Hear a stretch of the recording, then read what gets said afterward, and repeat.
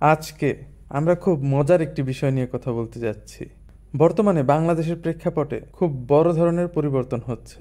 বিগত 5 আগস্ট 2024 বাংলাদেশের প্রধানমন্ত্রী শেখ হাসিনা পদত্যাগ করেন এবং দেশ ছেড়ে চলে যান। বিগত 17 বছরের ক্ষমতায় বিভিন্ন পদে বিভিন্ন জনগোষ্ঠী অবৈধ উপায়ে অর্থ উপার্জন করেছে। কেউ কেউ অর্থ বিদেশে পাচার করেছে, আবার অনেকেই টাকা বিদেশে পাচার করতে পারেনি বা নিজের সম্পূর্ণ টাকা পাচার করতে পারেননি।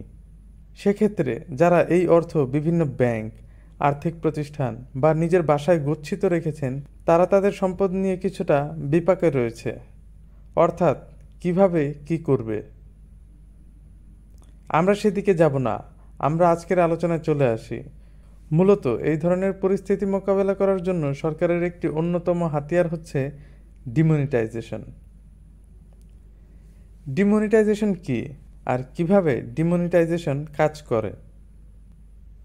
ডিমনিটাইজেশন হচ্ছে সরকারি আইনের মাধ্যমে দেশের প্রচলিত নোট বা মুদ্রাকে তুলে নেওয়া বা ব্যবহার বন্ধ করা। সাধারণত দেশে যে নোটগুলো প্রচলিত থাকে তা সরকারের নির্দেশেই প্রচলিত হয় এবং সরকার যখন এই নোটগুলোকে ব্যবহার বন্ধ বা অচল ঘোষণা করে তখন তাকে ডিমনিটাইজেশন বলা হয়।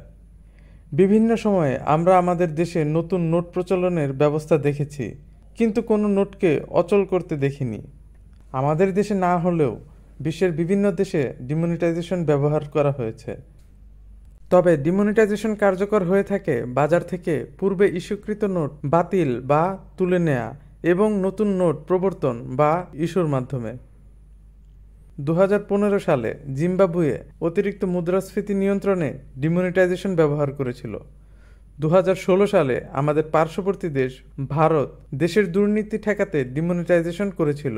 দেশটিতে দুর্নীতি এবং সন্ত্রাস ঠেকাতে ভারত সরকার নিজেদের 500 এবং 1000 টাকার সকল নোট প্রচলন বন্ধের মাধ্যমে বাজার থেকে তুলে নেয়। 8 নভেম্বর 2016 ভারত বাজার থেকে দেশের সবচেয়ে বেশি ব্যবহৃত এই দুটি নোট তুলে নেয়। ভারতের বাজারে এই নোট দুটির পরিমাণ ছিল প্রায় 86%। পরবর্তীতে নতুন করে 500 এবং 2000 টাকার নোট বাজারে নিয়ে আসে ভারত সরকার। আমাদের দেশে ডিমনিটাইজেশন কিভাবে ব্যবহার করা হবে?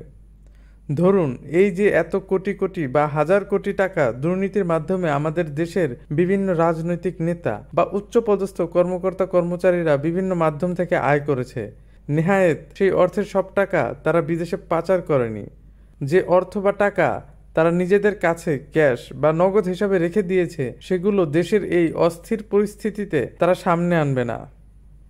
কিন্তু টাকা যদি আপনি লেনদেন বা আর্থিক প্রতিষ্ঠানে জমা না দেন, তবে সেই অর্থের পরিমাণ বা মালিক সম্পর্কে জানা বেশ কষ্টসাধ্য এবং ক্ষেত্র বিশেষে অসম্ভব। তাই যদি ডিমনিটাইজেশন করা হয়, তবে যাদের হাতে এই দুর্নীতির টাকা থাকবে তার নির্দিষ্ট সময় পর দেশের বাজারে অচল হিসাবে গণ্য হবে। তখন বাধ্য হয়ে সকলকে নিজের কাছে থাকা টাকা পরিবর্তন করার জন্য আর্থিক প্রতিষ্ঠানের শরণাপন্ন হতে হবে।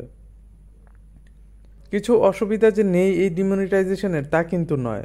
যেমন ভারত সরকার এই ডিমনিটাইজেশন ব্যবহার করে খুব বেশি লাভবান হয়েছে তা কিন্তু নয়, এবং এই ডিমনিটাইজেশনে সরকারের অর্থ ছাপাতে বেশ খরচ হবে।